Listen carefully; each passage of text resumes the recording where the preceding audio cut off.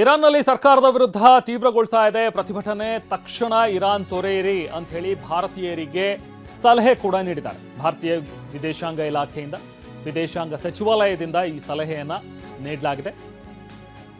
ಯಾವ್ಯಾವ ಸಾರಿಗೆ ವ್ಯವಸ್ಥೆ ಲಭ್ಯ ಇದೆಯೋ ಅದನ್ನ ಬಳಸಿಕೊಂಡು ಈ ಕೂಡಲೇ ದೇಶ ತೊರೆಯಿರಿ ಅಂತ ಹೇಳಿ ಸೂಚನೆ ಕೊಟ್ಟಿದ್ದಾರೆ. ಎಲ್ಲ ವಾಪಸ್ ಭಾರತಕ್ಕೆ ಬನ್ನಿ, ನಿಮ್ಮ ರಾಜ್ಯಗಳಿಗೆ, ನಿಮ್ಮ ಜಿಲ್ಲೆಗಳಿಗೆ.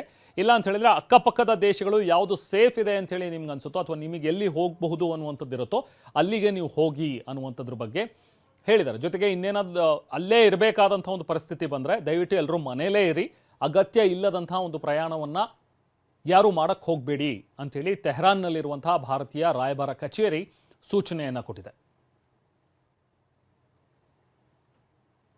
ಅಲ್ಲಿ ಇರಾನ್ನಲ್ಲಿ ಈ ಥರದೊಂದು ದಂಗೆ ಆಗ್ತಾ ಇದೆ, ಪ್ರತಿಭಟನೆ ನಡೀತಾ ಇದೆ. ಬಟ್ ನೀವ್ಯಾರೂ ಕೂಡ ಈ ದಂಗೆಯಲ್ಲಿ, ಪ್ರತಿಭಟನೆಯಲ್ಲಿ ಭಾಗಿಯಾಗಬೇಡಿ, ನೀವೆಲ್ಲರಿಗೂ ಕೂಡ ಅದರಿಂದ ದೂರ ಇರಿ. ಯಾವುದೇ ರೀತಿಯ ಇಂಥ ಒಂದು ಘಟನೆಗಳಲ್ಲಿ ನೀವು ಕೂಡ ಭಾಗಿಯಾಗೋದಕ್ಕೆ ಹೋಗಬೇಡಿ ಅನ್ನುವಂಥದ್ರ ಬಗ್ಗೆಯೂ ಕೂಡ ಸೂಚನೆಯನ್ನು ಈಗ ಟೆಹರಾನ್ನಲ್ಲಿರುವಂಥ ಭಾರತೀಯ ದೂತಾವಾಸ ನೀಡಿದೆ.